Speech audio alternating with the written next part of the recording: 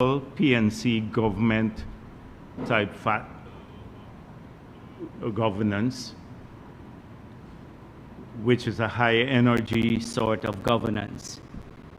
When you contrast that with other political parties, we see them going out only to identify problems. We have been going out trying to craft solutions to the many issues that our people face.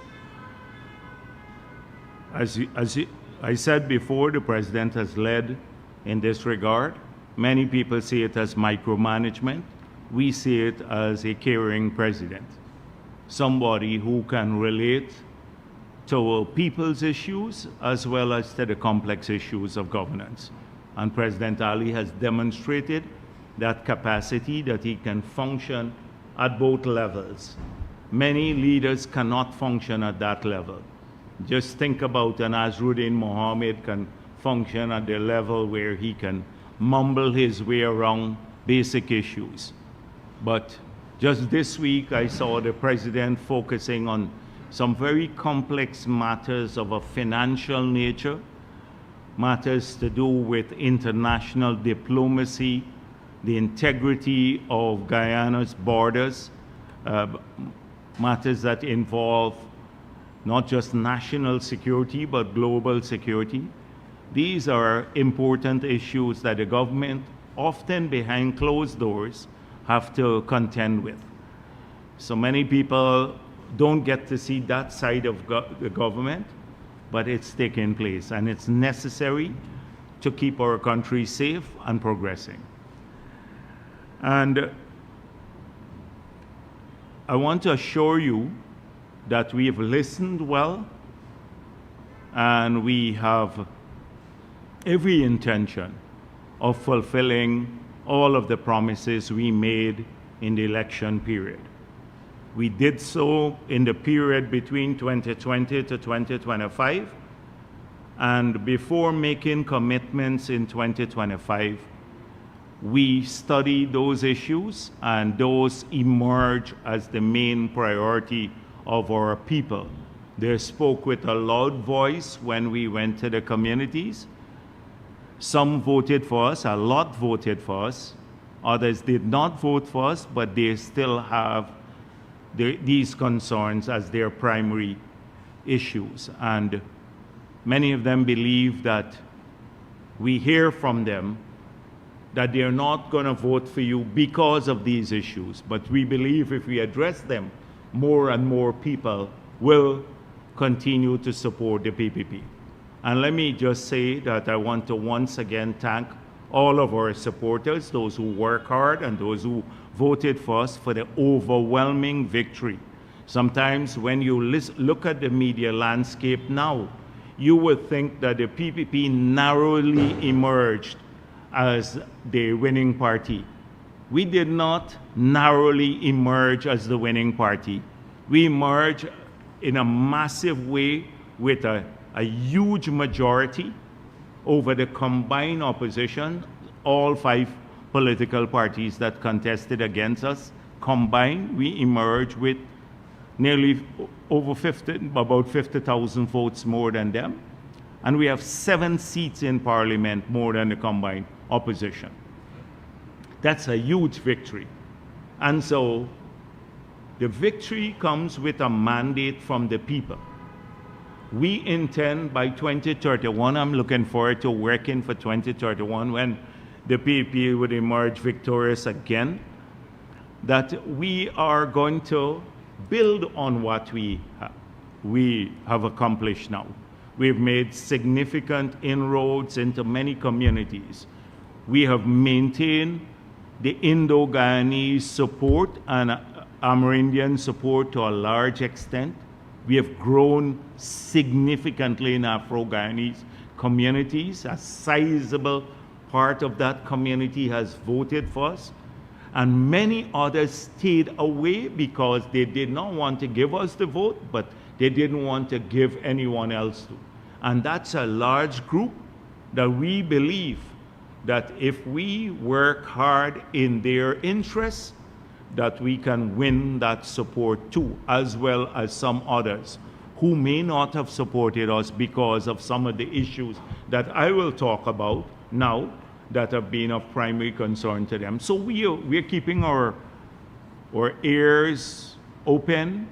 We're keeping our fingers on the pulse of people who supported us, what their concerns are and what kind of help they need, and they will get the help.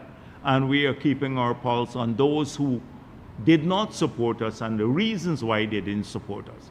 There are some who would never support us for no reason whatsoever. And that, you can't change that. But there is a sizable group out there that still could be convinced based on performance.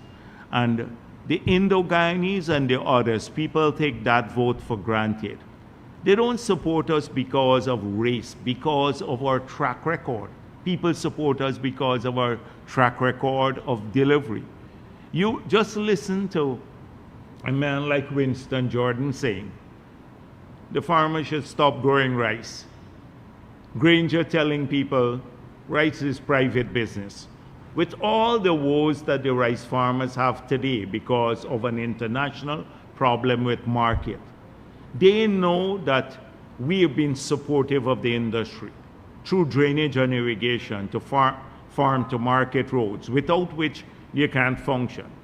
Price support, fertilizer, seed paddy, new varieties, constantly there. We can't create a market for all of the rice we produce because we don't consume it here. But we've been doing a lot of work opening up markets globally. We can't consume all of it, so we can't purchase it. And they know that instinctively. On the other hand, people say, just ignore the sector, ignore the miners, like APNU did. We're working even now with the mining community.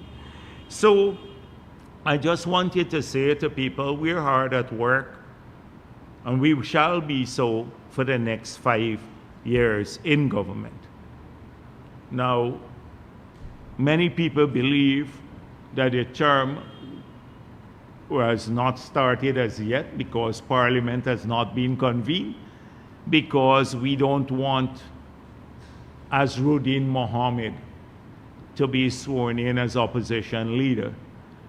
It has nothing to do with that. We will convene Parliament within the constitutionally mandated time, and whether he's elected as opposition leader in Parliament or not, because I saw them mislead people by posting he's opposition leader elect. There's no such post in the Constitution.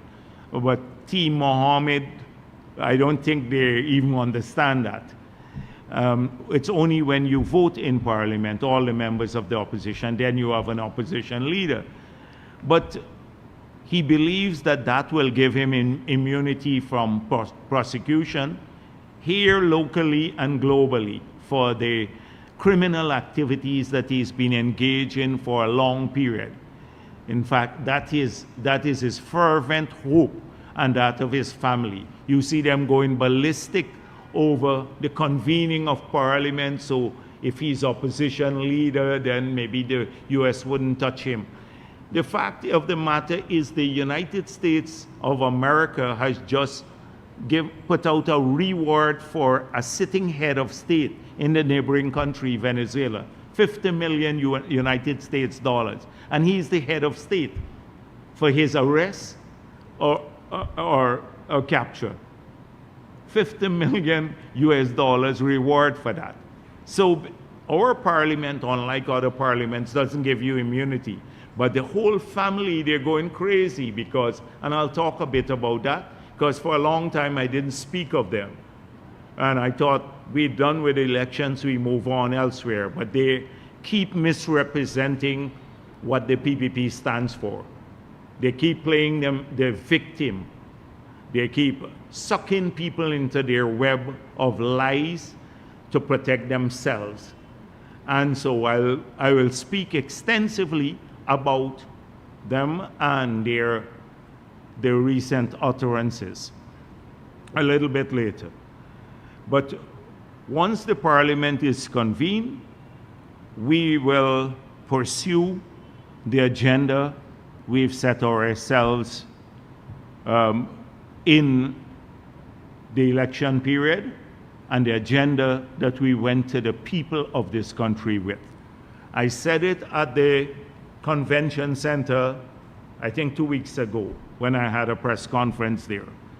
That agenda that we campaign on is not subjected to further approval of any civil society group or news media. We don't take our mandate from civil society or Starbuck News or someone else that wants the government to seek their approval or approbation for any initiative we pursue. That mandate came from the people of Guyana. They voted on that mandate. And whilst we have to subject ourselves to the laws of the country, the financial laws, the fiscal laws, etc., whilst these projects have to be implemented in a transparent manner, going through the approval of Parliament, the agenda is not subjected to negotiation or renegotiation. That agenda was established by the people of this country. And what were they? The better education, health care, more help for our pensioners, our children, people living with disabilities, single parents, helping people to own more homes and to build homes, fixing up our communities, cleaner, safer communities, getting more security in our country, creating better paying jobs for our people, spreading the initiatives, the economic activities outside of Region 4, because we've had a huge spurt of growth in this region and a lot of opportunities in the region, but we still have 9 other regions of the country where we have to migrate more business opportunities to those regions through a series of economic activities that will support either directly through financial injection from the Treasury or through the creation of a series of incentives that could be fiscal in nature or infrastructure and other support in nature. But clearly the goal of the government is to expand economic activities in all of the other regions of the country, so we make it easier for people who live in these communities to have jobs and better paying jobs. That agenda is not negotiable. And so every week they want to repurpose and reestablish the agenda. You listen to the GHRA and the Starbuck News editorials and the Kaicho News and the others, and they want to establish the agenda every day. The agenda has been fixed for the 5 years. The people voted on it. It's now how they get implemented. And we have to implement them in a very transparent manner. The first reform that the government will pursue and is aggressively pursuing, President Ali spoke of it in his inaugural address. He said, "I'm going to improve procurement in the country." So we want to make procurement fairer. We want the procurement to have certain carve-outs for people, small contractors, so that more of them could be brought into the core of contractors. We want better quality work. We want a more transparent system of tendering. And so we're already working on this agenda. One of the first manifestations you will see next year is a procurement website that will now advertise contracts around the country. So the current way of doing this is you put ads in newspapers mainly. So in 2024 alone, the cost to the Treasury of putting out those ads in the newspapers was nearly $800 million. That went to the newspapers. And once it goes in at one day, it's in the newspaper, except for the online edition. If people go and read it, it disappears. People can't read it the following day because it's not in the newspaper for the following day. If we have a procurement site now, once it goes up there, people can go to that site, and for the duration of their, the period when the tender is valid for, that is the advertisement, it shall be on the site. So you can then go there, you will see what the opportunities are.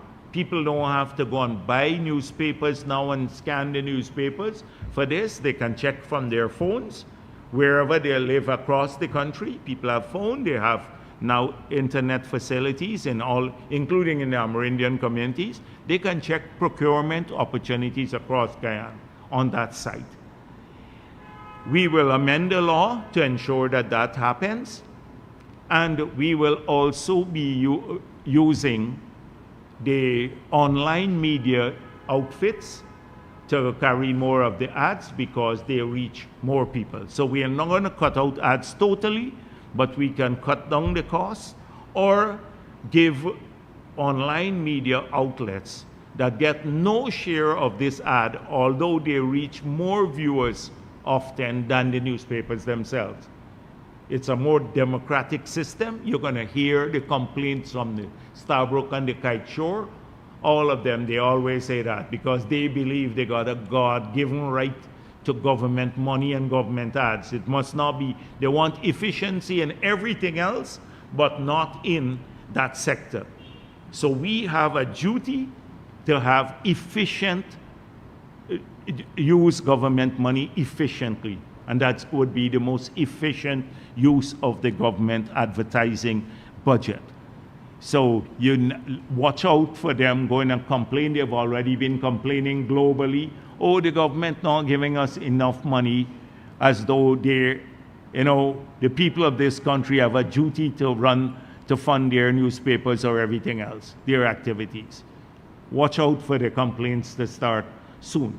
But that will be something that we want to do. And it's all in keeping with what the president said in his inaugural address. I want to make the system more transparent, more accessible to every Guyanese, and because definitely that would be accessible. Anybody from their own home, in their own home, they don't have to go and hunt down now newspapers to look for ads any longer. That will be a very efficient system. So look out for that. We're already working on it. We already made it clear that this gambling that has blossomed and created a series of negative problems from our communities, breaking up families, creating hardship for a lot of single parents, mothers especially, where people utilize the money that they have, their income, to all day be online gambling, because what we have now is gambling on demand. It is on every phone. It's an app, and it's facilitated by the local establishments and a very liberal licensing policy and a very liberal taxation policy. So expect stronger regulation in this area and appropriate taxes. Now, when we started this out, it was at the hotels. We said we want to stimulate or to support revenue stream for hotels, because when we look at the feasibility of many of the big buildings, they claim that they just renting the rooms would not support the repayment of the investment. So that's how it started way back. We passed the casino, their license to allow casino in hotels. They have certain conditions, as though the hotel has to be 150 rooms and more to qualify for a casino license, you have to have a certain level of service. That kept it tight. But the moment when you have 400 or 500 outlets in every village across the country and it's run on an app, it's creating a major social problem. I know some people even in here might be gambling on the app here, but it is right even in here. But expect changes because it's destroying people's. If they want to gamble, they can go to the appropriate unit, leave their hometown and travel, etc. Not sit down in the home all day and use up the children's money or their income. If you wanted, you can continue doing that, but you'd have to pay the appropriate taxes. So this, because if you can't appeal to a number of these people to accumulate anything, their entire future of accumulation, to build a home, to get a house, if they can, as I said before, the last press conference, if they would sell out or starve their child to gamble, how could you talk to them about owning a home or owning something else? And we have to change this mindset, and we can do it through the taxation system. We're not denying anybody right, but you want to do that, it becomes a high-cost activity. And you do it, and expect changes in that, and aggressive changes in that area too. And we have been bombarded with sad stories. The president has met with a number of people. I'm personally here at Freedom House every week about families breaking up because of the same issue. Everything, every bit of money they have in the home, one person in the family would use up. So we're not going to allow that to continue. And then the next thing is the religious organizations have been talking to us too about this. So you're going to see lots of changes in this regard. The next issue is we're advancing aggressively on the land and housing policy. So it is something that we want to be able to almost start budgeting for in the new budget, although we'd have an early budget. But to get to that, you have to have preparatory work done in two areas, two of the promises that we made. One is to get 40,000 housing units built in this country. So that's about 8,000 per year in 5 years. To build 8,000 units per year, you'd have to do over 20 per day. That is a lot of units you would have to build per day. So it requires a different level of planning, execution, and starts with conceptualization, planning, and execution. This is not giving out 50 houses more to a man who can take 3 years and do it with poor quality material and the house cracking and all of that sort of stuff. The wall, because we've had that experience with a lot of the local contractors and some others who've been building for the government, and then people go into these units and it's shoddily done, or alternately they're waiting for ages for them to complete. I've spoken to no less than about 50 young professionals who came here, who are waiting. They got their units being built. Some of them are paying mortgages 2 times, and these guys the contractors are taking a long time delaying the output, which is completing the homes. So we have to, it's a large scale task. Given our local capability, we can't handle all of this. So our local firms would be best served if they could come up with partnerships. You would have to have partnerships with international groups. I will advise them, they have about a week more before the ads close, for us to conceptualize, to look at what housing units we're going to build. You're putting in different proposals now. We'd have to examine the quality of the material, their pace of implementation, whether they have financial capacity to complete this large-scale task. So I would advise now all the local contractors who are interested, you can't do this on your own. You have to get together in larger groups, because to do this if you get 1,000 units to build a year, you have to do 3 houses per day. You know, taking out holidays and stuff. You have to do 3 houses per day. Which person can handle that now using the same method of construction? So we'd have to change the method of construction. You'd have to change material. They'd have to bring factories here to produce the housing material. So a lot of prefabricated things where you're producing them in the factory and you're just assembling on site and using like good certified material, but paneling material, etc., that you can move faster, that are environmentally friendly and durable and wouldn't crack and all of that. So that's what we're working on now. Before the ads close, I would urge you, so you don't say you don't have opportunity, to put in your expression of interest now, because we're working on that to start aggressively next year with this housing program. That's the first element. The second element is, how do we help people to build?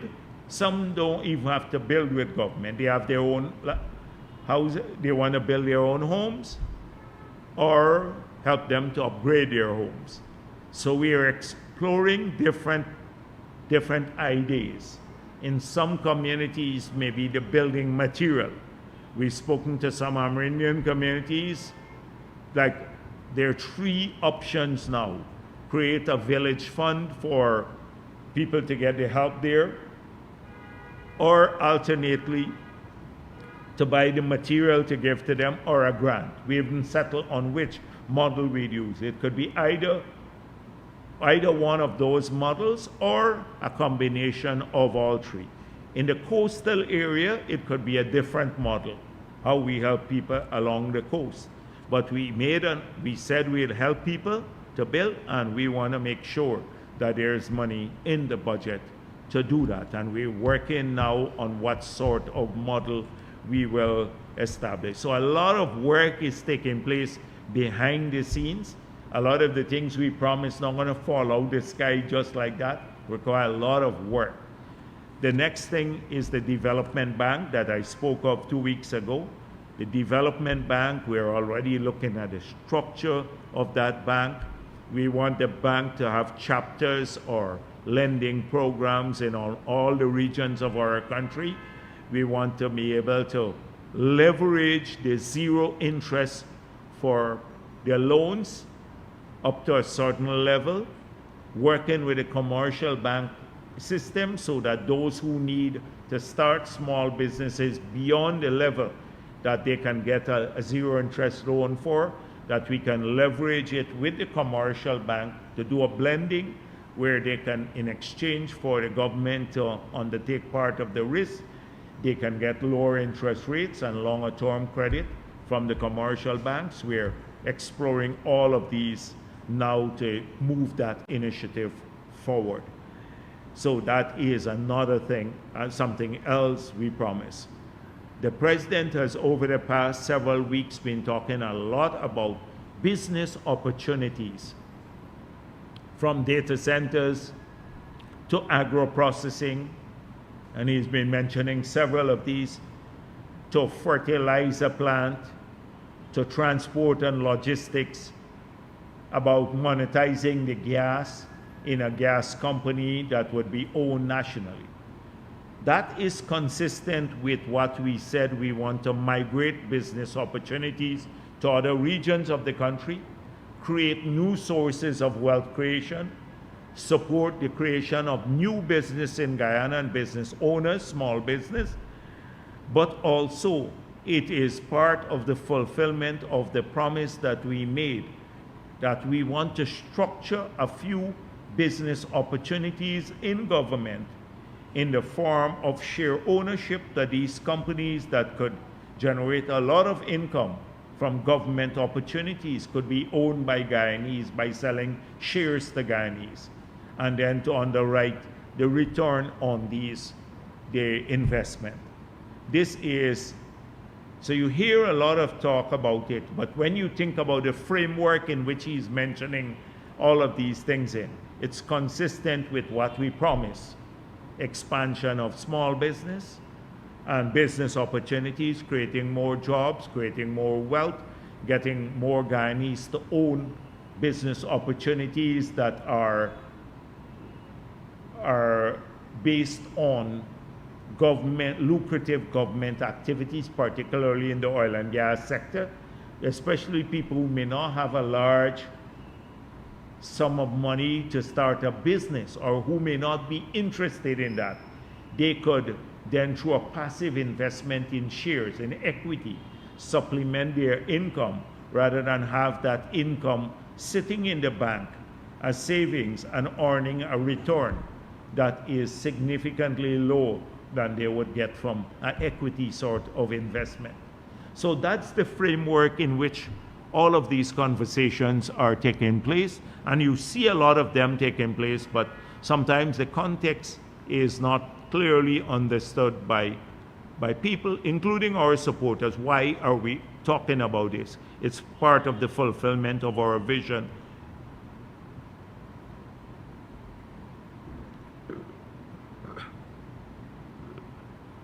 And promise. This Coke is flat. So these are just some of the things we're doing. Of course, there's a lot of work on other things. For example, I mentioned it before. Where do we start with all of these concrete drains that will generate thousands of small contracts for people? We want to start next year. So it means mapping the city, mapping the communities right across Guyana, especially coastal communities where you need that, and preparing to, because we put in big budgets now to start doing this.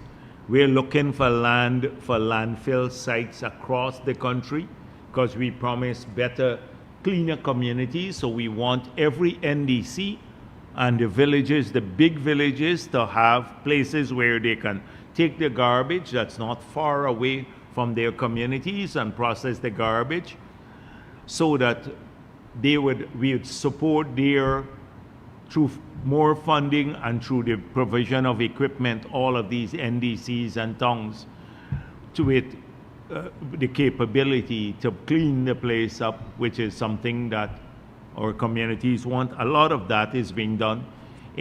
We've already been having discussion on the two big airport type projects, the hinterland airstrips. Every year we talk about doing a couple. We're working on a big project, but to do them differently now, maybe concrete projects, because it's hard to get the material in, so they would last forever, like very, very long period. And the Lethem Airport, the municipal airport, which would have an international link for agro-processing. Soon you'll see a prospectus come out for the private construction and operation of that airport, because we believe we can make Region 9 a major hub for food processing and for export of food, etc. So I'm just going down randomly, and a lot of the things, there are hundreds of other things that we're working on. You see a big push now to complete the gas to energy project that was in the news. I think the contractor himself spoke about where they are with this, the challenges they have. We're sitting on that. The transmission mains that we're working on now. I think last week the cabinet just gave approval to create a loop system for more efficient use of power that can reduce blackouts, because it's linear now. If the break, as you know, you have a break here, everyone then loses power. But if it's circular, you can route the power through another, the loop. We're working on that. The big transmission main project to Berbice, that's being worked on aggressively. The solar, you recall, we awarded contract for over 30 megawatts of solar power in region 2, 6, and 10. Those are far advanced. We intend to expand the provision of power in the Amerindian communities.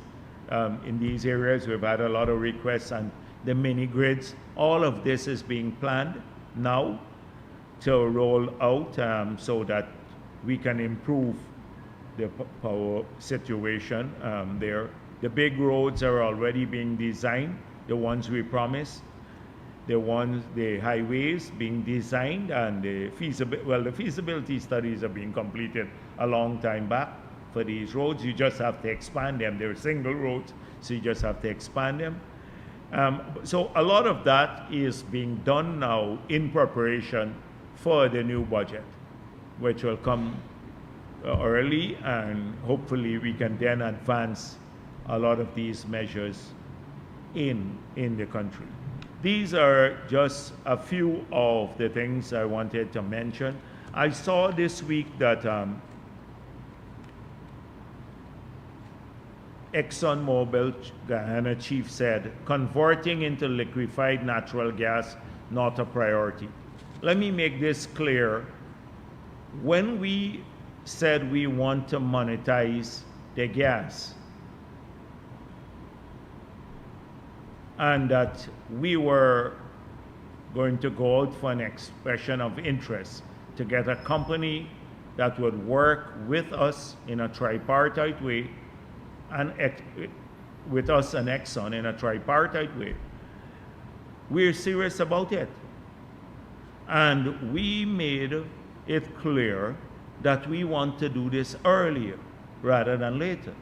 And we made it clear that we want to use the associated gas, and we want to make ensure that Haimara and Pluma, that the gas there are utilized by Exxon, or if they don't want to move to the project, then we get some other contractor who might want to use it for a project. So I hope Exxon doesn't believe that we are putting it on a back burner, because they're talking sometime, oh, this is not, LNG is not a priority.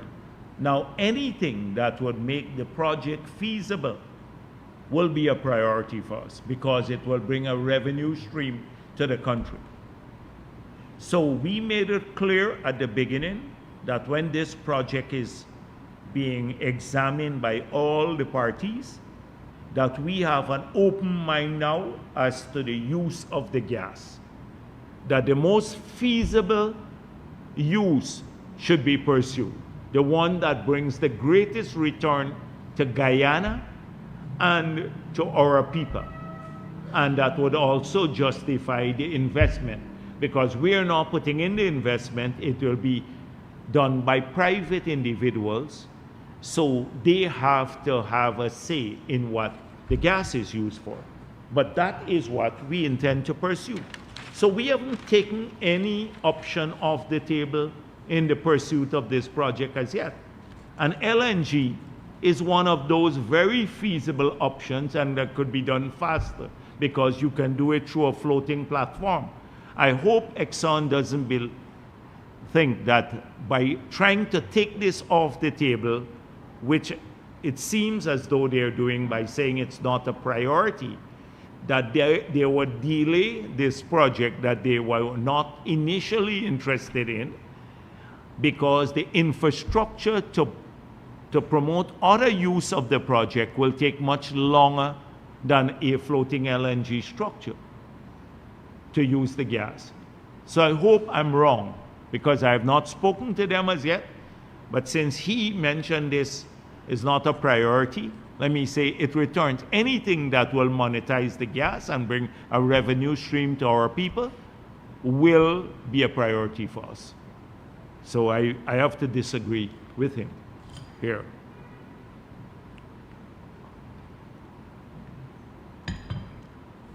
I see the GHRA, and I didn't want to speak about this Dodo organization and this Dodo McCormack. He wasted time being here, fossil, about 200 years, been there, negative. I think he hates this country. So GHRA warns against partisan hijack of constitutional reform. He didn't say a single word. When APNU promised this in 2015, and they got Nigel Hughes, paid him a ton of money to produce a report that never saw the light of day. In fact, if you go back to when he was questioned about the report, he said, I submitted this report, but we can't find the report until now. And it was under Nagamutu. Nothing happened. We made a promise. We said we will go back to the model that we used when we had the extensive constitutional reform when I was president. The model was 5 from the government, 5 from the opposition, and 10 from civil society. We put that in our manifesto in 2020, and we put in place a constitutional reform commission with that body. 10 from civil society, 5 from government, and 5 from opposition. We didn't even say 10 from government. That's what we put in place. The commission has been established. They can hold consultations across, they will hold consultations. They can have sectors that will make reports, but individuals can write them too. So how would be, if you don't are happy with being part of a sector, you can write to the Constitutional Reform Commission and lay out all your views on what you propose to change in the Constitution. Their job is to listen to people, have hearing, etc. How could we, a partisan hijack? He didn't say a word. And I know why he didn't say a word, because the GHRA, APNU paid them some money, hired them to do something for the police, and then one of their members was placed with a healthy, really healthy sum of money, placed on the prison reform, what they call it, Granger had all of these things, commission of inquiry, and to produce some report there. They were in bed with APNU. Didn't care about constitutional reform then, didn't care about the report that we spent money on that never surfaced. Now they didn't even care too much when Granger refused to accept the results of the no confidence motion in flagrant violation of our Constitution. They didn't have to say much when he unilaterally appointed the chair of GCOM in flagrant violation of the Constitution and 25 years of common practice between the political parties. I didn't have a word to say about this. Now he's talking about GHRA warns against partisan hijack of constitutional reform, when the Constitutional Reform Commission is 5-5-10. These people are a waste of time, all the time. And he wants to go back to the past. So I just saw it, and I just thought I'd share my view, because every time I talk about this group here, I lose some energy. I get tired with them. They'll never give up.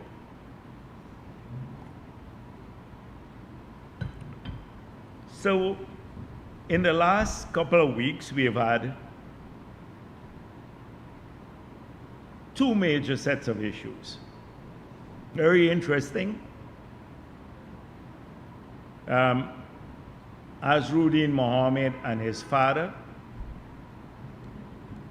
were indicted in the United States of America on 11 counts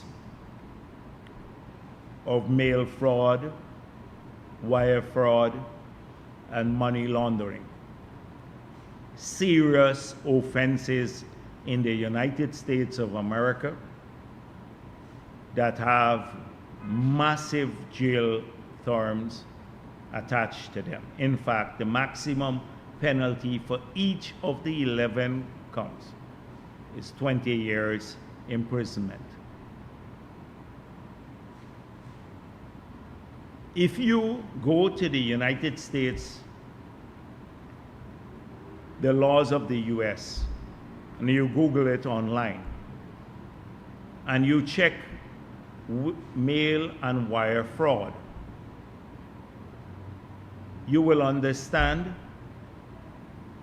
that what they did was mail and wire fraud. If you use through electronic communication in the United States, or even mail, and if it's interstate, it becomes federal. But anytime you use their infrastructure, which the Mohammeds use liberally, you can be charged, and you use it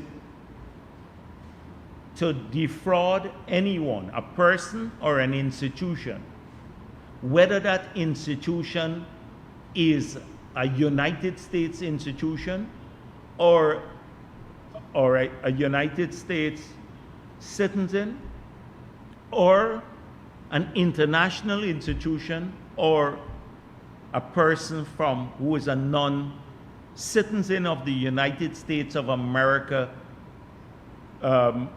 is the victim of the fraud, living in another country, they can charge you for wire and mail fraud.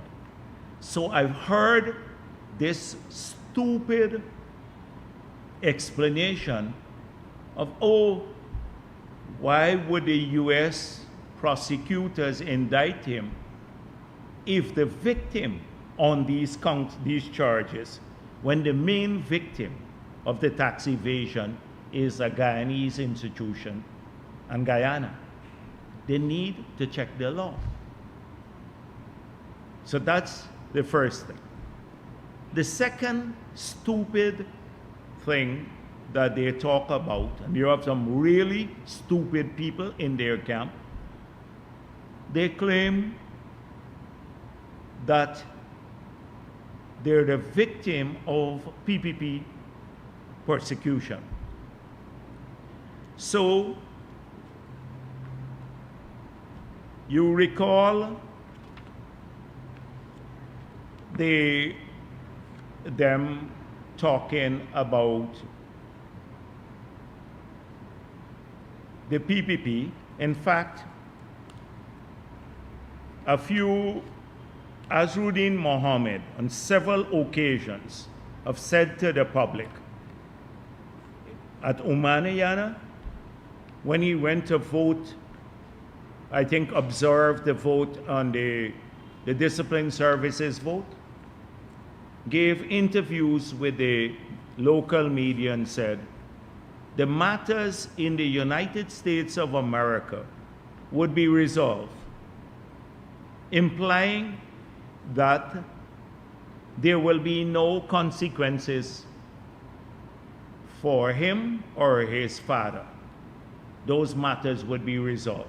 They would not result in an indictment, in him being charged in the United States of America. So we have established now that he lied to the people of Guyana. He lied to his own supporters by saying, oh, these are matters that will go away after the elections. They will go away. In fact, on September 21st, they were mocking me to say, Jagdeo said that there'd be indictments on all of that because these are serious crimes.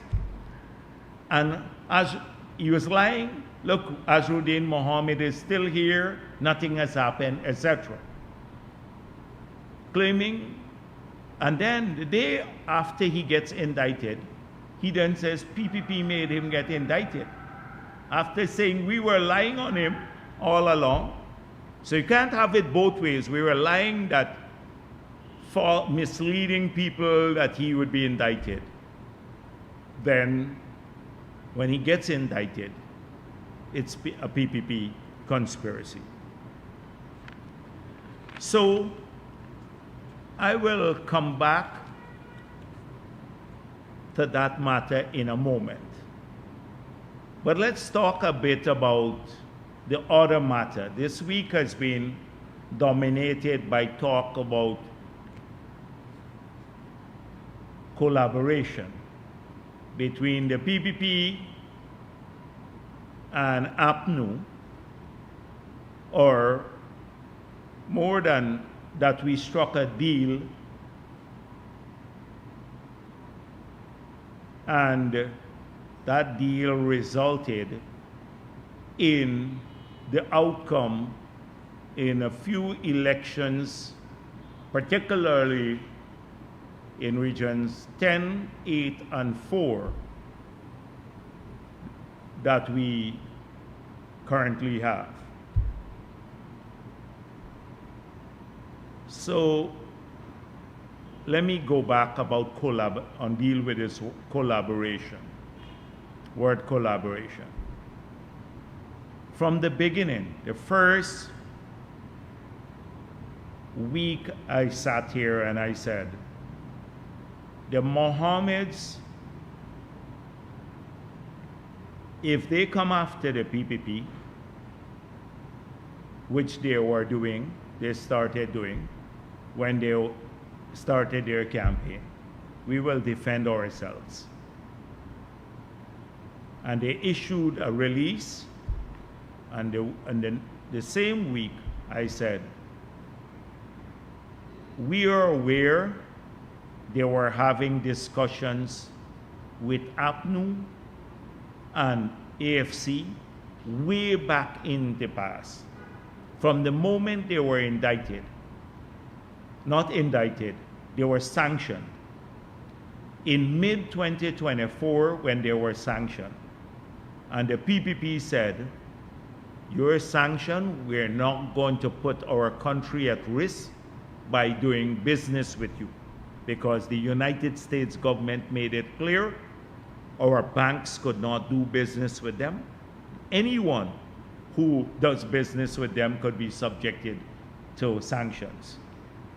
Government and individuals, but also we could suffer, our people could suffer severe disruption of their lives and economic activities if we didn't take action against the Mohammeds. The United States government expected these actions. So the first was when we took away their cambio licenses, their license. They were very upset with that. And then the banks moved in and closed their accounts. And then they lost all of their other concessions, etc. So they were pretty upset with us, and they started those discussions with APNU. But it was not hard for them to start those discussions, because as we now know, they had association with APNU even in the period when they were claiming to support us. Because they used to say to people close to us about which minister they were paying off and compromising, basically, in that period when APNU was in office, to make the case against them go away, because the United States of America was sharing information with the government of Guyana about their wrongdoing, but there was no action against them because they were in bed with APNU, AFC since then. And GHK Lal confirmed that they were receiving information about these guys. Remember, the investigation started a long time back. So it was not hard for them to resume those discussions and collaboration. And it started since then. So we pointed out very early that we are aware of this collaboration. When we said, and the photographic evidence emerged of the secret meeting that they had with Nigel Hughes. And when it came out, a news story came out, Nigel Hughes responded by saying he met them on legal matters, but he had to have Trotman there for political guidance. Why? You have to be extremely dumb to not understand that the reason why would you need political guidance when you are dealing with a legal matter. So that collaboration started a long time back. Throughout the campaign, we saw it. We saw Win people building their tents, etc. for them.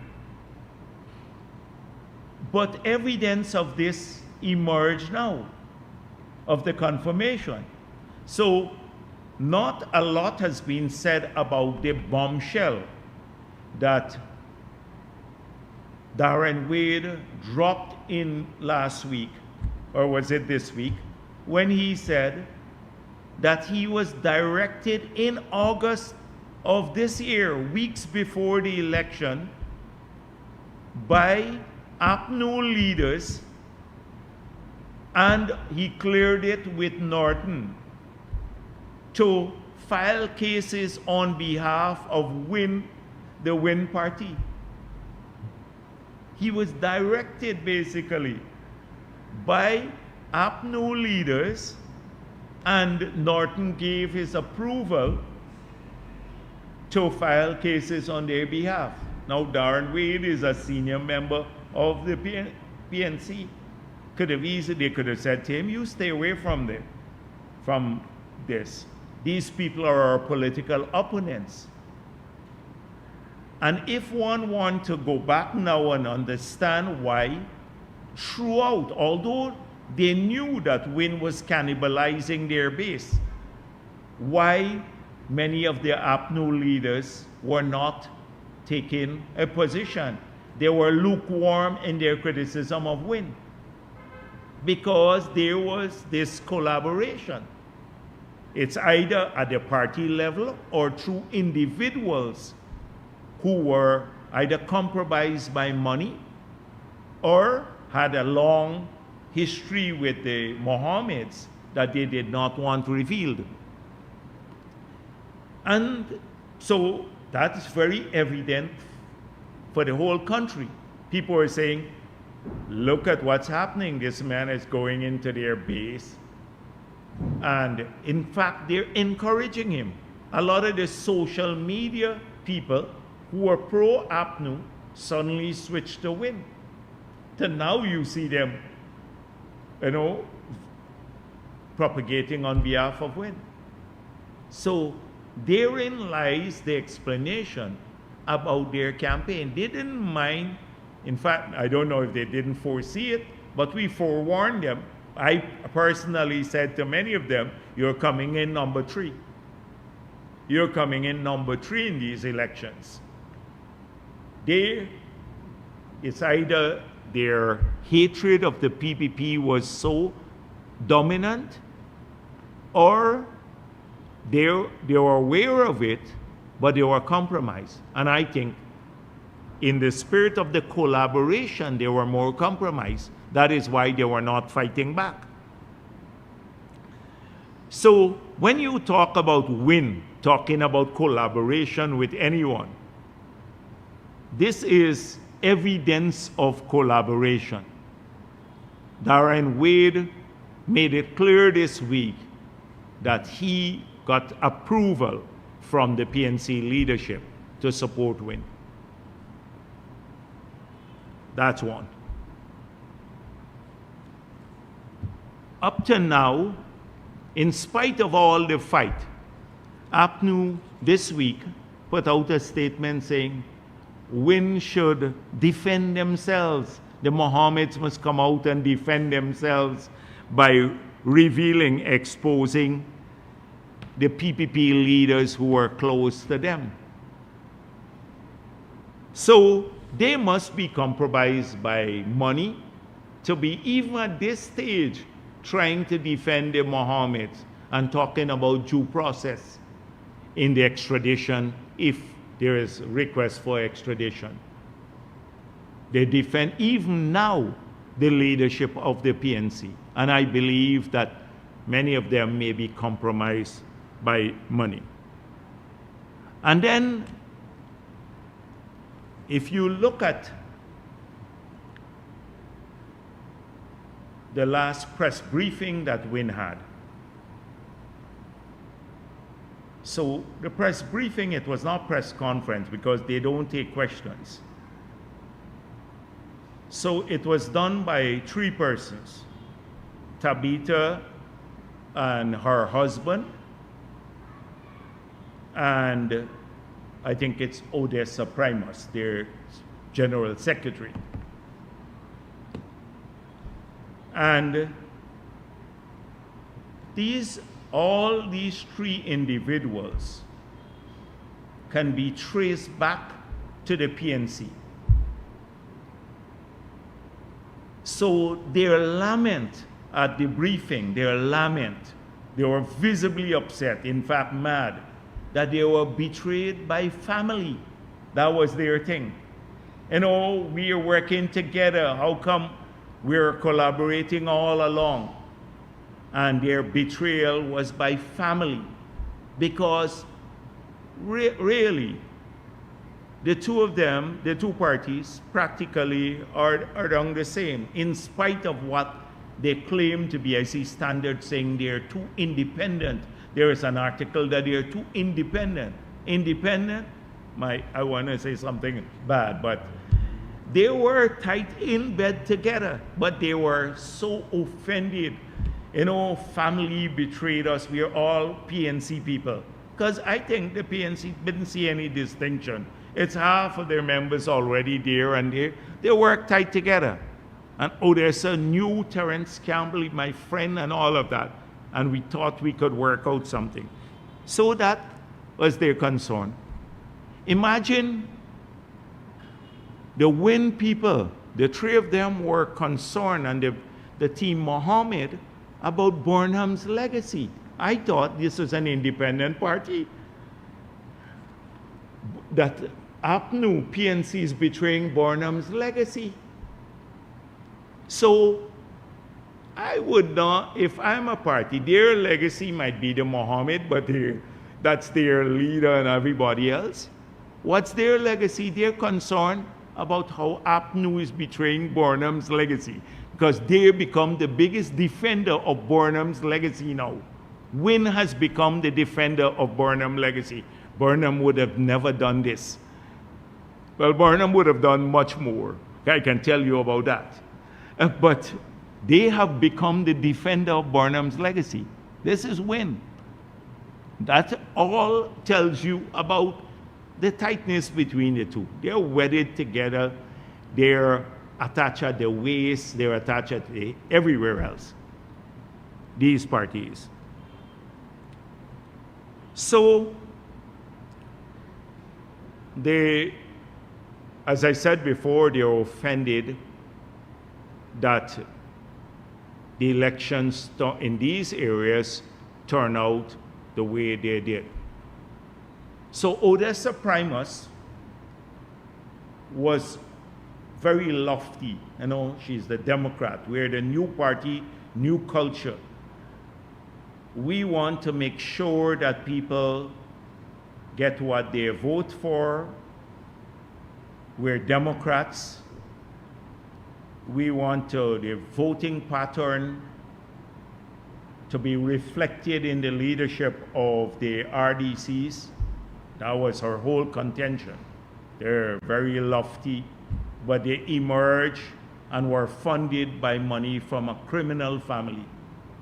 This is a criminal family that was the source of their funding for the elections.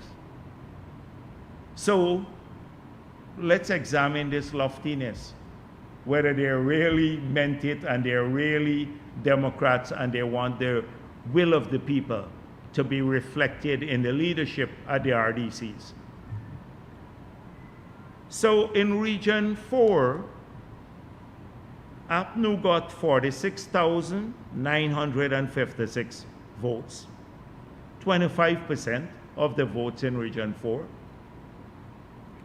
WIN got 41,627, 23% of the votes.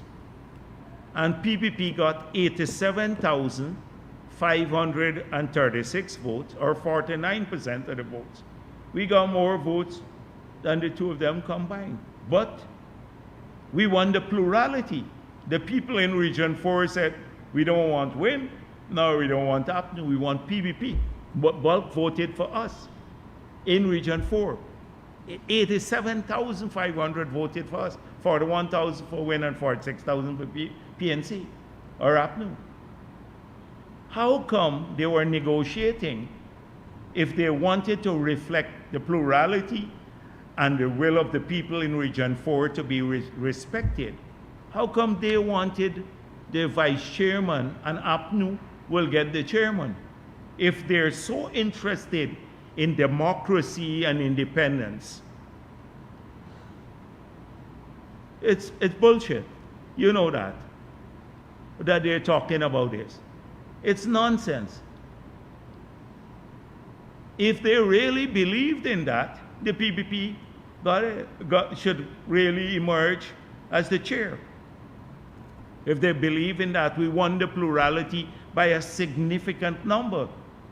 They didn't even come close to us. We have 46,000 more than WIN and 40-something thousand more than APNU. 41,000. In Region 4, the people in Region 4 spoke. So they were willing to negotiate with APNU. Now, we did not negotiate, let me make it clear. We had no formal negotiation or informal negotiation with APNU. Let me make that clear here today. Nothing of the sort. So they negotiated with APNU, their partners, although Mohammed said, I'm staying independent. They're in bed with APNU to get the vice chair, and APNU will get the chair for Region 4, although they got 40-something thousand votes each. So I found out about the elections, and they're blaming. They said, we got 18 votes, and we have 17 councillors, so that it has to be APNU who voted for us. But could have been a WIN supporter too, because it's a secret ballot. How come they know that it's APNU who voted for us? How come it's not FGM or WIN supporter? They don't know. They don't know who voted, but that must be a Democrat among their ranks who think it's the PPP won 80-something thousand of the votes, the 87,000 votes. We got 40-something thousand. They should be chairing the region. Might be one person with a good conscience. But they are offended by that win. But they were trying to shaft the will of the people of Region 4. That's what they were doing. They're collaborating to shaft the people of Region 4. So,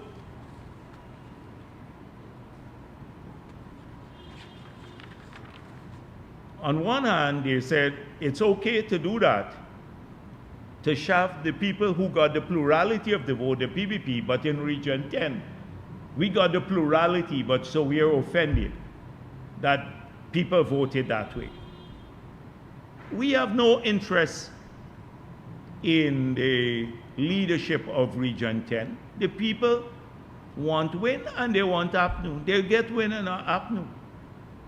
And in Region 7 too, they will get Win and APNU. Or Win or APNU. We have no interest in the leadership position. That's the party. And we allowed our councillors in that region to vote however they wished. And whomever they think would, we didn't direct them to whichever they think they support. And at the end of the day, if it goes back, I could easily say to our councillors, abstain and let them fight among themselves. I could say to our three councillors, abstain. So the people voted, let them have them in Region 10. But in Region 4, the people wanted the PPP. And we won it for, well, one of the first times we won this region. And so in Region 8 now, guess what happened in Region 8? So we have in Region 8, APNU got 276 votes, WIN got 2,562 votes, and PPP got 2,872 votes. We got 49.81% of the votes. But they wanted to shaft us there too. We got the plurality. And this lofty primus, oh, we are Democrats, you know, it must reflect the will of the people, this is what people want and stuff. How come you can't see that the people wanted the PPP there? So guess what happened in those elections? Secret ballot, the PPP got 8 votes. We don't know if it's a WIN or a new person who voted for us. So we nominated the PNC person because we knew her from a long time. And we thought maybe we should chair the region. WIN also nominated the same PNC person. And then the returning officer said, since both parties nominated this person, there's no need for an election for the vice chair. And there was no election. The person, since there was only one person nominated by both parties, WIN and the PPP. So, that's my report. So there was no collaboration with the PPP and APNU, but they had to make an issue of it because they were offended with our friends on the other side. Our long-standing partners didn't collaborate with us to get the chairmanship of all of these places. They wanted leadership position, even where in the 2 regions where they didn't win the plurality of the votes, they were won by the PPP. That's what they wanted. They essentially wanted an anti-democratic system. That's what WIN wanted. And we didn't have no discussion with APNU. They had a formal engagement. Oh, they were offended. They had calls. They were supposed to meet here. You heard the whole story. Who was calling whom? And late into the night and what they were discussing and all of that. They had long discussions with their partners. So that is what took place. They win lies every single day. They present themselves as the victim. Every day they're the victim of some conspiracy, etc. So let's talk a bit about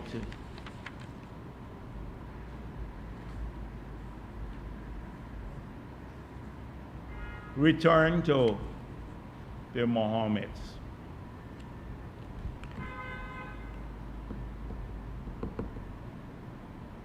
So they said when they go up to the US, I see they would become a blue canary. They would sing. Now, you remember King Canary and Prince Canary went to Barbados for a singing session. And at that karaoke session, clearly the US prosecutors were not impressed with what they had to say. The singing didn't go too well with them. They were hoping for a plea bargain that would lead to them not being indicted. They were indicted on 11 counts, each carrying 20 years maximum imprisonment. So the singing session didn't go too well for them. The US prosecutors obviously were not impressed with their singing. And I've been urging them to sing for a very long time. In fact, when they claimed that he had evidence about PPP collaboration, I've been urging them to sing on everybody. And trust me, if they had anything to sing about the PPP, they would have sung it. The song, you would have had all kinds of songs, all kinds of tunes, canary, sparrow, maybe larks, everything. Everything would have been out in the public domain in the campaign period. So they're free to sing. I think the people who are worried about the singing are APNU people, more about the singing.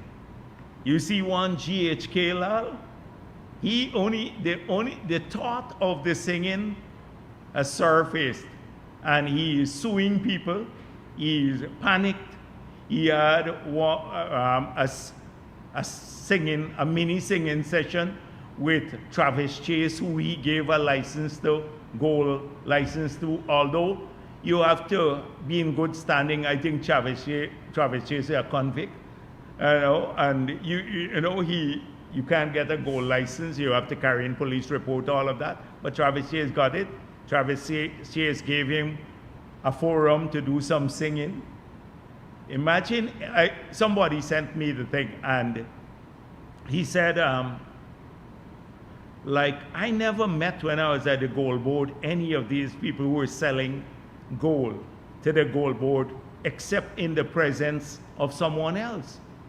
The man couldn't even trust himself to meet people alone. This is... So there would be a lot of singing going on. You see how quickly he's panicked? He's been cussing me for like every day for the last, maybe, I don't know how many years.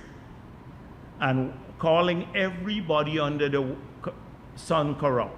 We're all corrupt in the PPP. No evidence of it.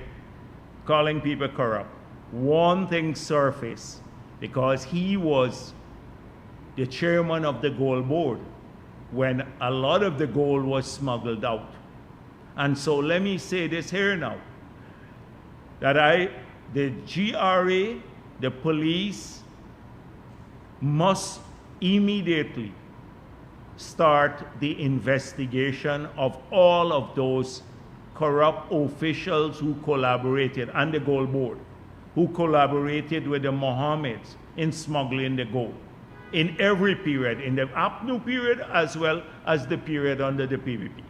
They must immediately start the investigations. I was asked before the elections about what we are going to do with these officials. And you recall what I said. I said, we don't want these matters to be dealt with now in the election period. There will be time enough after the elections to go after these individuals who have collaborated, and a time is now. And I expect that a full-fledged investigation would be launched into those people who, from the gold board, including GHK Lal, and the others who may have been complicit in assisting the Mohammeds to evade the massive sum of taxes. Now, you have seen the GRA. I was asked before the election, what is GRA doing about the taxes? Aren't you collecting these taxes? Well, the GRA has sent them the assessment. And you've seen the assessment with the penalties, that it's $191 billion. I told you already that the sums would be substantial on the campaign trail, because you have to calculate the penalties on all of these. And so the GRA has now acted. Let's see the defenders, all of those defenders who believe, who want to beat their chests about rule of law, and they're cleaner than the whistle, but let's see if they're going to support the GRA now, a tax authority in Guyana that can explain every bit of the assessment, how they came up with it. It's a professional agency, whether they will support the GRA to collect the taxes now. Because let's see if Stabrook News, the conscience of Guyana, and the GHRA, and all of these people who talk about transparency in government, well, let's see if they will support GRA to collect those taxes. It's $191 billion only for the years of assessment from 2019 to 2024, I think, because there'll be much more to come after the other investigations, I gather, for other periods in when large amounts of gold were smuggled out of the country. So let us see those who are going to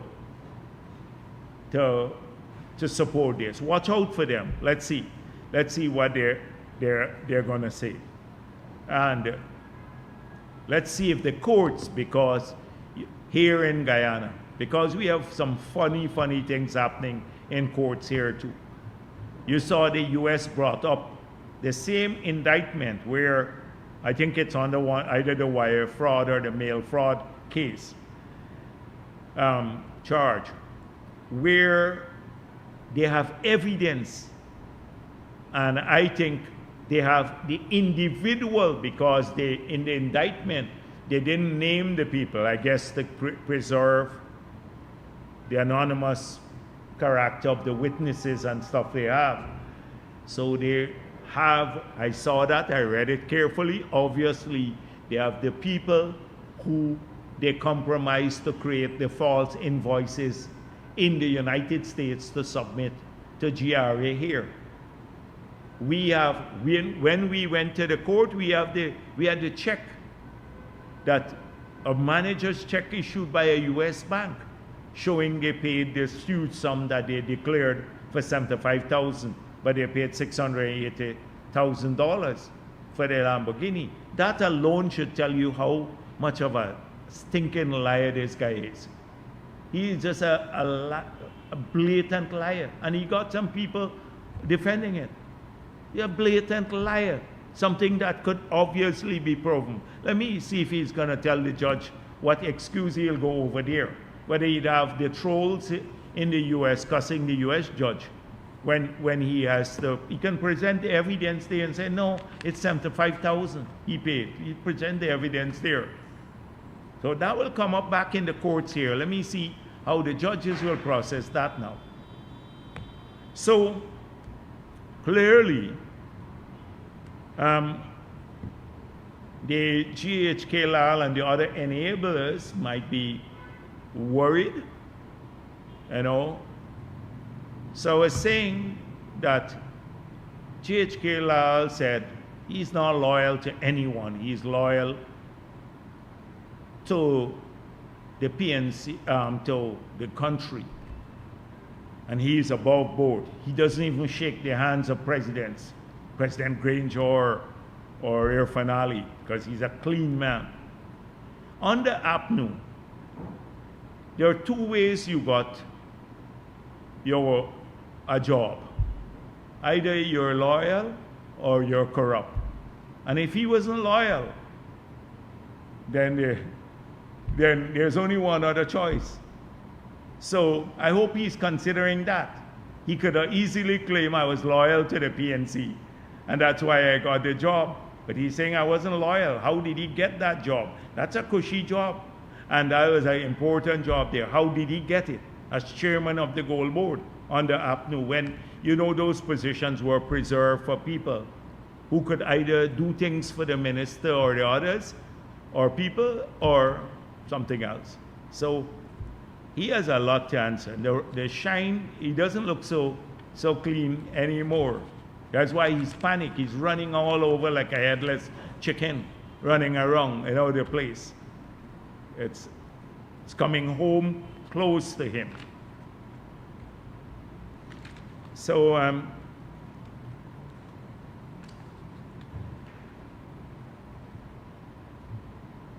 I keep saying to people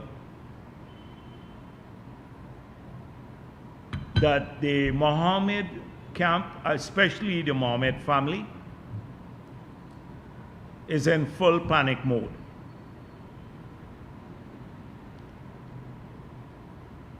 They were told by their handlers and their pollsters they would win the elections. As I said before, the lawyers might have told them this too. If you win the presidency, you'd have immunity from prosecution. So try to put all your money, spend money, compromise people, do whatever it takes to win the presidency. And you've been doing well in the polls based on the Facebook thing. I know people like you on Facebook. Put a lot into that. So people would think they'd be happy because they got 16 seats in parliament. They're not happy. They're not a happy lot, because in spite of all of this, they realize they can't run away from accountability for the criminal activities. So now they're going back to emotion. They're quick to play victim, PPP conspiracy. So now they're back to the usual thing. When the indictment came through, suddenly he is a member of the Muslim community, and Muslim leaders must give him solidarity. Irfan Ali is a member of the Muslim community. When they were spreading the vile lies about Irfan's mother and the family throughout, they didn't realize he was a member of the Ummah. When they were saying vile things about some of the imams, saying he's a pervert because the guy lost his visa because of the Mohammeds, they didn't realize he was a Muslim leader and a member of the Ummah. When they were taking on members of the family, senior members in clerics in the Muslim community. Suddenly they're in trouble now because of the indictment. They want solidarity from the Muslim community. Secondly, after the indictment, Azruddin Mohammed started quoting scriptures. Psalm 27 verse 2. He is, PPP conspiracy, coming after him. You want to eat his flesh and all sorts of things. We don't want to eat his flesh. He just has to face accountability for his criminal activity. He's quoting religious scriptures now. And then today, or yesterday, another member of the family suddenly is urging the people of Guyana, young people, the Generation Z, to look at Nepal and other countries in the world, in France, where Gen Z has ridden up against corruption and against lack of democracy and are overthrowing governments and stuff like that. She wants them to rise up against us to defend them. She wants revolution to defend the Mohammeds so they don't face accountability for their criminal activities. Imagine, she wants talking about revolution against corruption. And this is the biggest the corrupt crime syndicate that we have seen for a long time in terms of amount of money evaded. So suddenly they need support from people. They need support from the ordinary people to protect them, because they realize the indictment are here, and if there is an extradition request, then the government of Guyana would have to comply with that extradition request. And they would then be entitled to tell the court in the US, present all the evidence they have. They can say it's nonsense. It was a PPP conspiracy. They could tell the judge, oh, the PPP caused you to do this. The PPP could tell those prosecutors here in the US to charge us. It's not, you don't have any evidence here. His lawyers could make that case. Why? It's just PPP in Guyana tell President Trump and the others to do this to us. They're going to make that, they will make that, let's see if they will make that case in the US. So the only reason the Mohammeds, don't worry with the lofty thing, they're concerned about people. He was always there with the amount of taxes evaded. You think the few things that he gave away before the elections or just after the election period, is it motivated by concern? He came into politics. I started off that way by going back to June of 2024 when the sanctions came. He entered politics to save his ass, thinking that it would prevent what is happening now, the indictment from the United States of America. It didn't happen. So we are now, we are working, they're talking about win, saying 2031 they will win. We're looking forward to 2031 with great enthusiasm, the PPP, because they always conk the PPP out. That's the problem they make. That's the mistake they make. Every election, minority government is going to happen, etc. We've proven them wrong over and over again. And 2031 again. They think we're going to be sitting down working. I started off by telling you what our work will be, and things fulfilling our promises, and we'll work for all of our people, including those who didn't vote for us.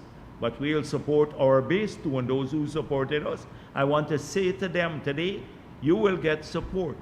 And a lot of you who are trying to see me, you'll get to see me, so don't worry.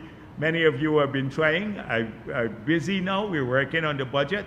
You'll get a chance to see me.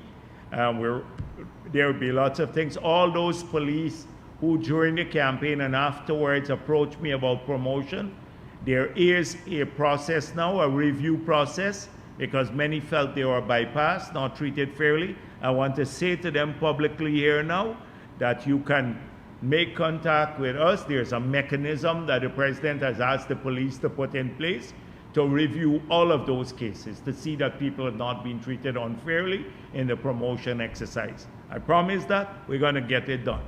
And so we intend to fulfill all the promises. But all of those who've been trying to see me, please give me a little breather until we pass the budget. Soon you'll get the chance to see me. Thank you very much.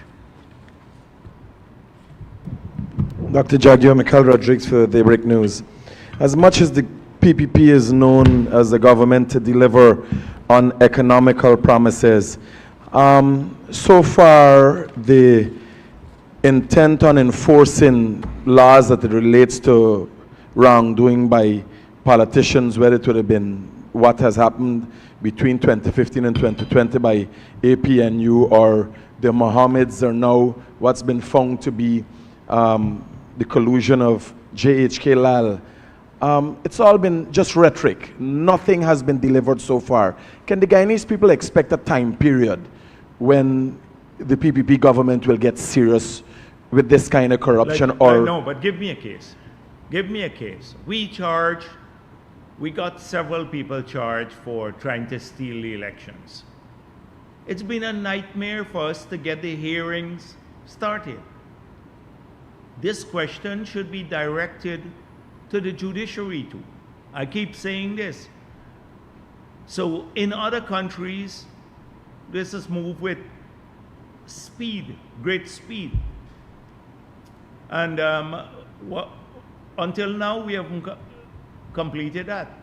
We had a whole set of false starts because they didn't want to convict the people, because it's clear that they were trying, 3 persons were part of a plot to steal the last election. There's strong evidence for that in 2020. Strong, irrefutable evidence. No court will review that evidence and not convict a person, but they don't want to do it. So they just don't, they drag on the case, nobody wants to hear it, they start it, drop it, etc. That's it. Not because of a lack of will. I told you that after the elections, we're going to come back to the tax cases. We have come back to the tax cases. I told you before the elections that we will go after all the people complicit in customs, in GRA, in the police, and in the gold board with the smuggling of gold. We are doing it now. I just urge publicly these agencies to do the investigation. I can't do it myself, but as politicians, publicly we're saying it. It should be done. It has to be done. And people have to face consequences too. So we take this seriously. Given your acceptance that some sections of the judicial system acts in rogue manners, do you think you'd be able to execute an extradition request is made? Do you think, and if you're confident, if there are any shortcomings with the judicial system and the police force in ensuring an extradition request is expedited, if things don't go as they should, what will be the government's response? Well, extradition requests, we've had several. Several people have been extradited from Guyana. And the courts have moved this swiftly. Let's see if, when you have money, if it makes a difference. We're going to be watching carefully. And not only us, the international community. So people should have natural justice. They must have due process, every Guyanese, but also you can have natural justice and due process and move the case along. Move it along. Because look at election petition. Election petitions are supposed to be heard continuously, until you conclude it. A court could easily have 2 or 3 days of intense presentation of arguments at every level and then give a ruling. Doesn't have to be long and drawn out. They would like that. The Mohammeds are gearing up for that. They hope that they can do that. What we have to be vigilant to as a society, we have to see if there is double standard in the judiciary, because we have extradited people before. Jagdeo, recently, only yesterday, you mentioned it earlier, Hannah Mohammed, one of the younger Mohammeds, made public statements for Nepal-like revolution in Guyana. Some of the wording really adds up to inciting public terror, and past WPA members would have been charged for things like that. Why do you think the police is not acting on things like this? I don't, they may very well be acting. I don't know if they're acting, but I just spoke about that. But they are hoping to instigate or stir up young people to protect themselves. Not to protect, they don't have an iota of concern about democracy, about people welfare, about this country or corruption. They are concerned about corruption. They want to protect themselves. That's why I'm saying they're in full panic mode now. People can see it in their faces and their actions. They're in panic mode. All of these statements, they all have one common thread running through them. Desperation. Desperation. But the police, if there is anything that is seditious or treasonous, The police have to deal with that matter. I'm dealing with it politically here today at the party's headquarters, because who will, I want to see who will go and protest for the Mohammeds, for the U.S. not to extradite or not to indict Mohammed. They can go and protest in the U.S. if they're all the ones who are living abroad. They can go there now and protest there too. Let's see if they will do that. Than that statement, Dr. Jagdeo, are you concerned that in the extradition process, which will take a few weeks, the longest, are you concerned that we could have a rehash of what happened after the Adriana Young's death? No, given I'm not going to speculate about and deal with what if here. We will deal with it. First of all, if an extradition request comes to us, we will deal with it appropriately. There is a procedure laid out in our law. It doesn't say Mohammed has a procedure and every other citizen should be subjected to a different one. There's one procedure here in Guyana that is in our law as to how a government must deal with extradition requests. That is the procedure that we will follow. If there are attempts to disrupt the country or the police in doing their work, or the AG's chamber, that will be dealt with separately and appropriately. Separately and appropriately. Good afternoon, Dr. Jagdeo. Kiana Wilberg with the Starting Point podcast. A few questions for you. Sure. I noticed in your introduction, very comprehensive introduction, that you laid down the law on the fact that the government will not accept any slapdash work which could hinder the integrity of the 40,000 homes that you hope to have done over the 5-year period. But I too have also received complaints from citizens who have received some of the homes, and they spent a lot of money. Yes, and this is what we want to correct now going forward. You can't correct it what happened in the past because those homes are built. But if we approve the building material, so if we approve the method of construction, and it's done in a way, they would have to be periods in which these people have to remedy the work, etc. So the contracts will deal with remedial work, you know, a period in which you have like a 1-year period or maybe 6 months where any fault observed in the home for that period would have to be fixed at the contractor's expense, etc. So a lot of those things would be in the contract.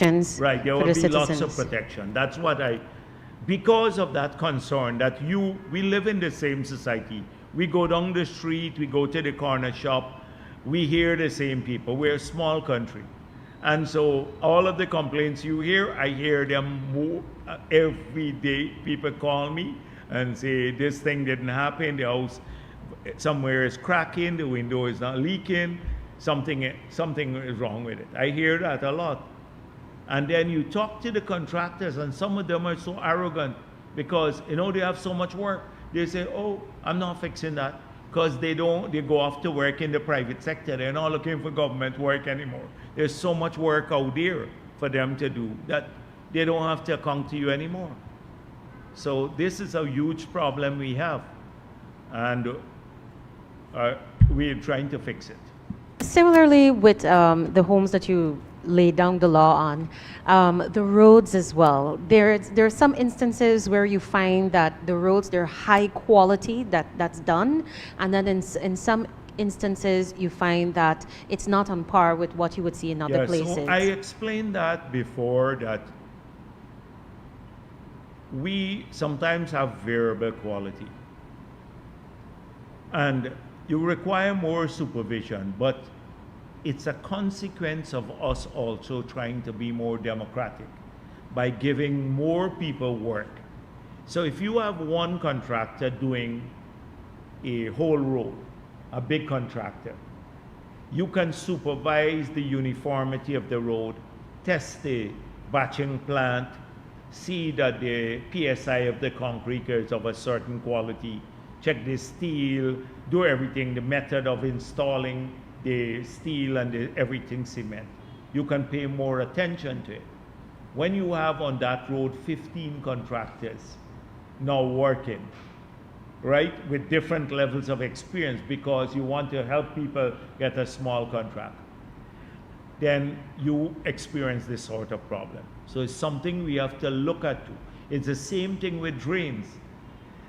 Because when we're going to start doing these drains, you don't want one man to build, so everybody building the drain with a gradient to take the water out.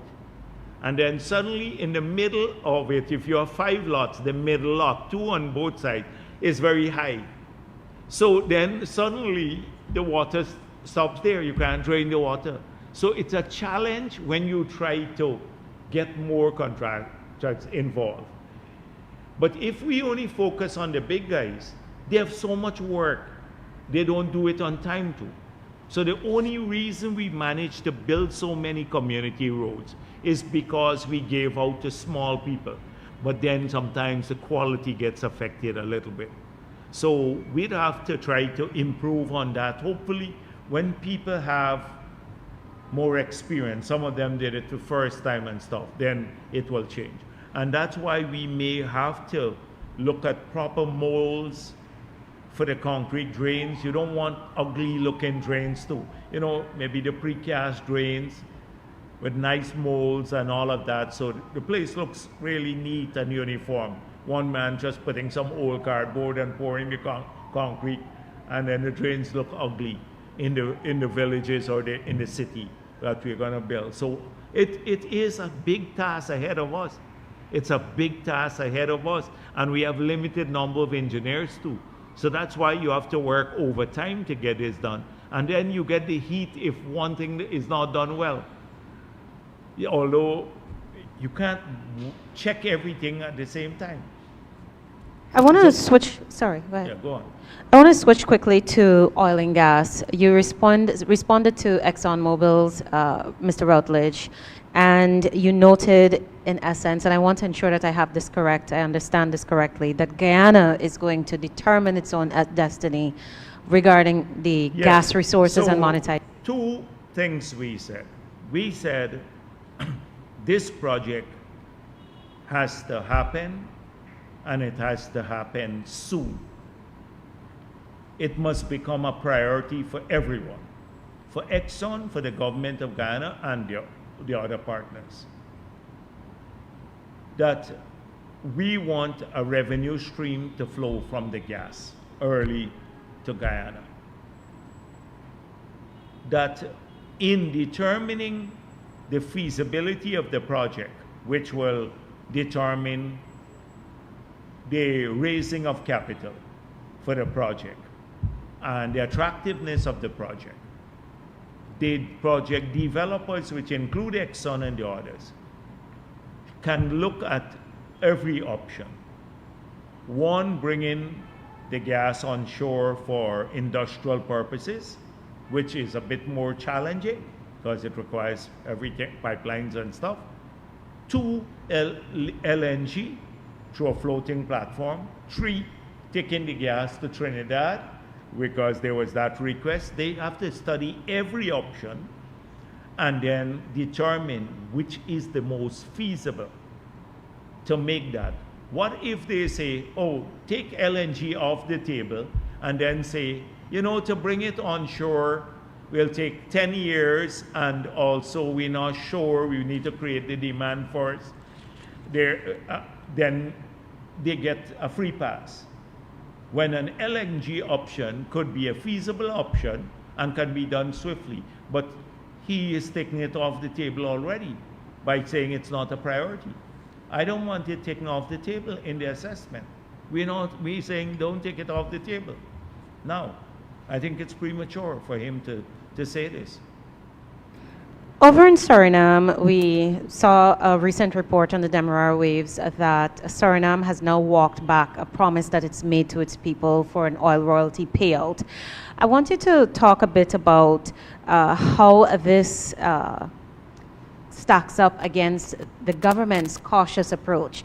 Because when Suriname first made this announcement, there were calls flowing in for Guyana to do the same, following the same footsteps. What's your take now? Yes, so my argument then was there's much talk about a signing bonus. I asked President Santoki, where's the money? How much money? And I don't think there was a major signing bonus that was delivered to Suriname. So people like to compare the two. Secondly, I argued at that time, every country could have its own model.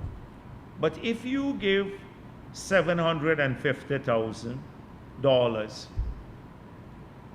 as a lifetime share to individuals, and then you say, we'll give you every year an annualized payment on the basis of this shareholding that you have, a return on it, you may get a tiny return. You may get a tiny return. If a 10%, maybe $75 a year, US dollars. It's 750 US dollars. Our model in the first year alone was about $500. And that's first year alone. So, and there'd be many more cash grants. So when you look at the time value of money, ours, we transfer more money directly to people than this initiative would do. And then Suriname has to raise a significant amount of money to take up equity. The contract provides, their law provides for the state to take equity in projects. We've opted out of that because we say the oil and gas sector is a risky industry. You can spend $500 million on exploration and find nothing, as has happened already here in Guyana. And therefore, you're risking public funds. We said we prefer in the future to take our benefits through higher royalty payment, like 10% now, some taxes, 10% taxes from zero, and we're changing also how much goes to the cost back, 65% rather than 75%. That's how we'll benefit. We opted out of equity. They were going to, the model there provides to Suriname to take equity, but they have to raise capital now to take up their share of equity in the project. And the country has major problems raising capital because of its debt profile. It has major problems raising capital. So that is one of the reasons why they may have walked this back. The promise of giving every Surinamese this share. So, but that's for Suriname. We're looking out for Guyana and our people. But sometimes in an attempt to make everything we do here look bad in the PPP, they would take a crappy initiative from some country, I'm not saying this one is, but from any part of the world, and say, oh, it's a great thing, look what they did, the PPP now doing this in Guyana. They don't look at the context of all that we're trying to do. Like how they tried to make out that Vikram Bharrat was talking only about cash grant, about the model of development in Guyana, when our development model is very different, and cash grant is just part of the development model. From me, Dr. Jagdeo. And I think I noted earlier in a previous interview with the president that Guyana is exiting the UN Council at the end of this year. But I Yes. would love to hear from you what you believe to be the hallmarks of our leadership during this time. Yeah, so it's very early to do an assessment and to speak of it at this stage because we'd still be there for a while. We'd be on the Security Council. But so far, Guyana laid out some of the things that it believes in and that it wanted to pursue. And we have been a very solid voice for international peace and for the respect of rule of law globally, and to support humanitarian initiatives across the world. And we're very, very pleased. Caroline Rodriguez, we're extremely proud of her. She's done a really great job. She has enormous respect and credibility in the Council and in the UN. So she has really lifted our country's profile at that level because of the solid nature of her participation and engagement and her thoughtfulness. So she is really, really an asset, a huge asset to us in the United Nations and on the Security Council. And she receives appropriate guidance from the President and the Foreign Minister. General Brian Encian, one of your administration's bigger infrastructure projects is the Currently River Bridge. Can you provide any updates on this and specifically the plans for the duty-free zone? And following up on your Exxon comments, are you aware of the status of the agreement with Fulcrum? No, I know that there have been some further discussions with Fulcrum. I've not been part of those discussions. I'm working on other things. But I just wanted to set the frame here. And the framework is we want to monetize the gas as early as possible. We're going to be pushing everyone to do so. We want to make sure that all the options are on the table when we discuss and finalize the project. And we're looking for maximum benefit for our people from this project. That's the framework. And so all parties have to have that same orientation here. The Quarantine River Bridge, that is a project that is a collaborative project with Suriname. So it will move at the pace at which we can reach agreement on funding and all of that. It would move. It's not like how we can approach other matters unilaterally. Like in Guyana's case, we have to build the Berbice Bridge. We went out to tender. We're now negotiating with the contractors. We would have to find the money, so we go out and raise our money on our own. We don't have to wait on a second party to do that, to fund the bridge. We can get it started. With Suriname, it has implication for border matters. They have to raise their share of the resources. I already spoke about the difficulties with public finance in Suriname, so they have an additional difficulty when trying to raise substantial sums of money. So it remains a priority for us, but it's a joint project. And so that will determine, the collaboration will determine the pace at which we can move in that regard. In the Berbice area, we have already made it clear that with the land in Skellon, the factory, about 26,000 acres, plus another 40,000 from the farmers there, and then with the road from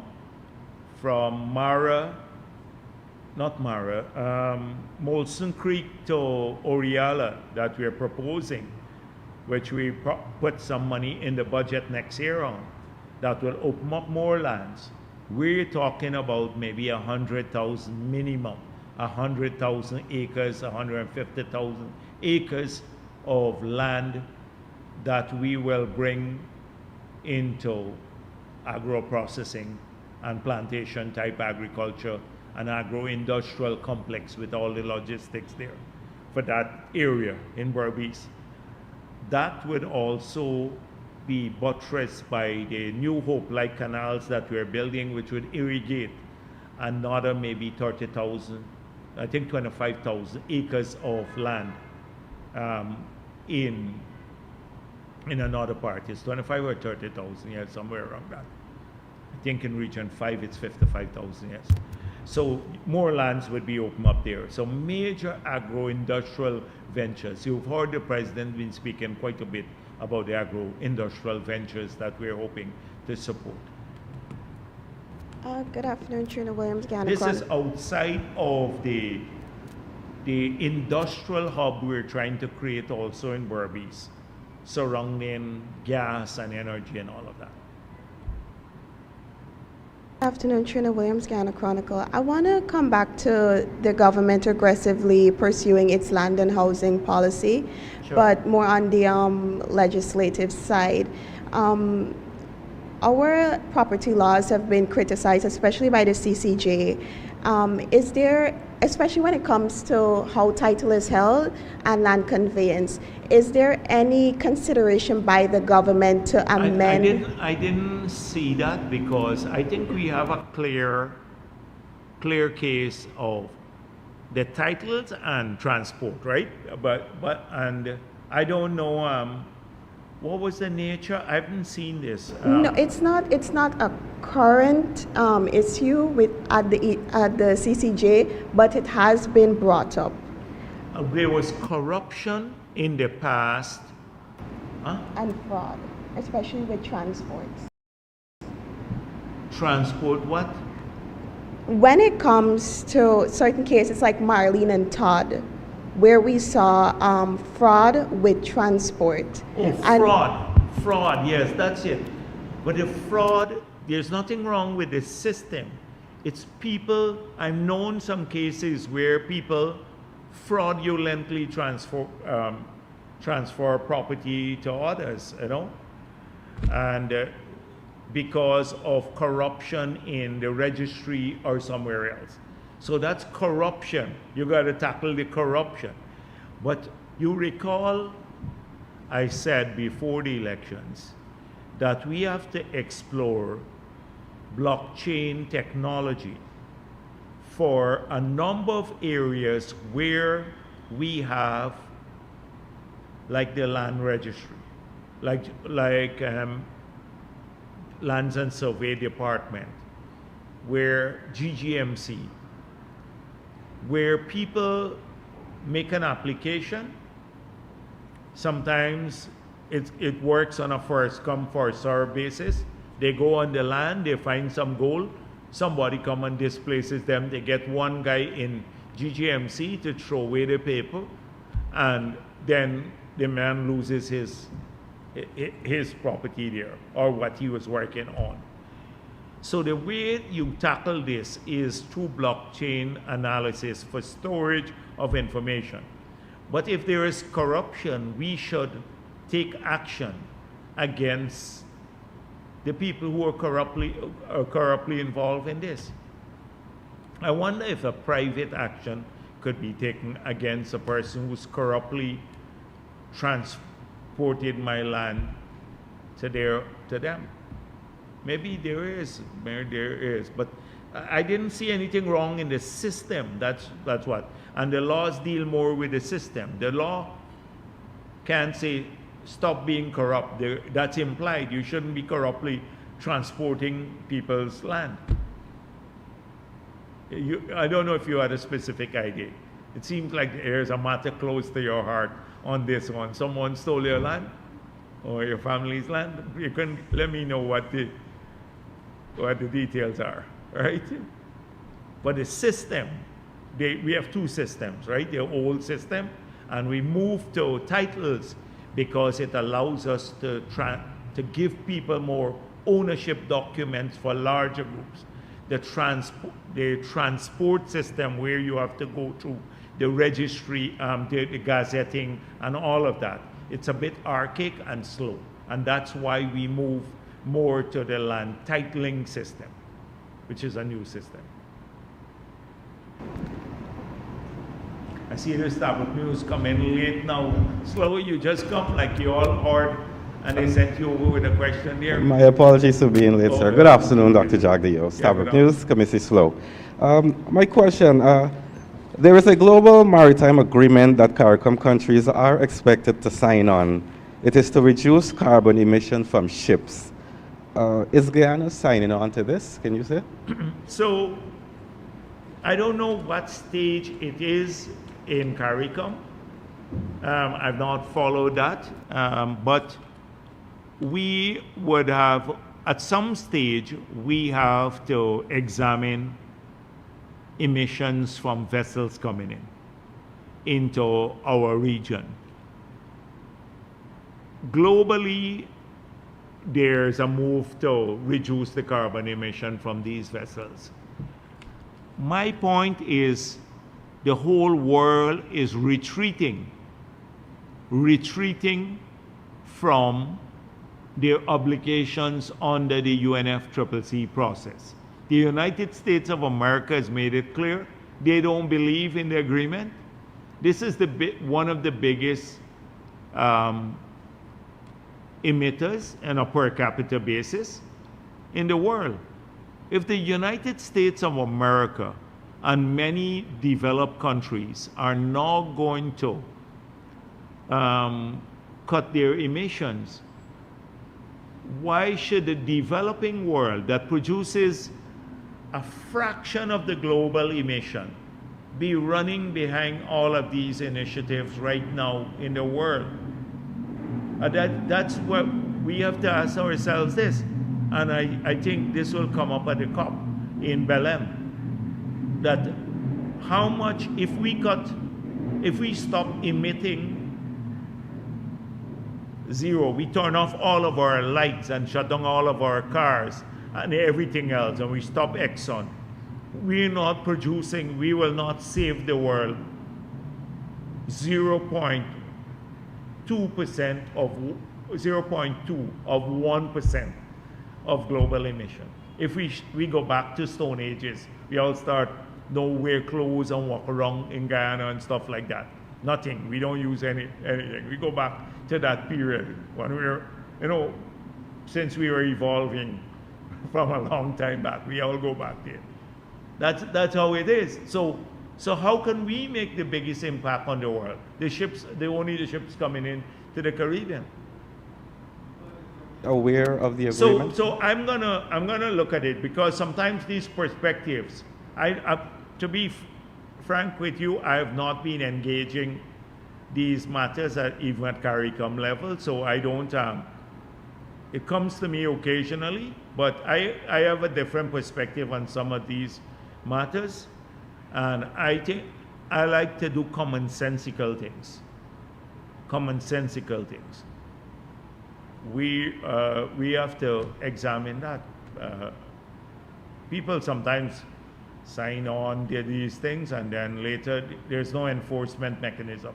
So if a ship comes in now and they breach the emission level, how would it be measured, and what would be the penalty? On which port?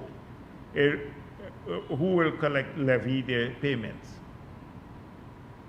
Those kinds of things, yeah. Who will collect the fine? Okay.